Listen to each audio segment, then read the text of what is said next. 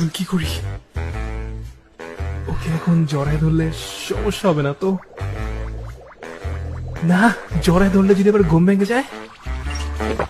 আরে না, আমার জড়ায় ধরার জন্য ওর ঘুম ভাঙলে আর কি বা হতে পারে, কারণ এটা হচ্ছে আমার বউ। এই প্রথম ওকে জড়ায় ধরলাম। তাহলে মেয়েদের শরীর আসলে এমন গরম থাকে?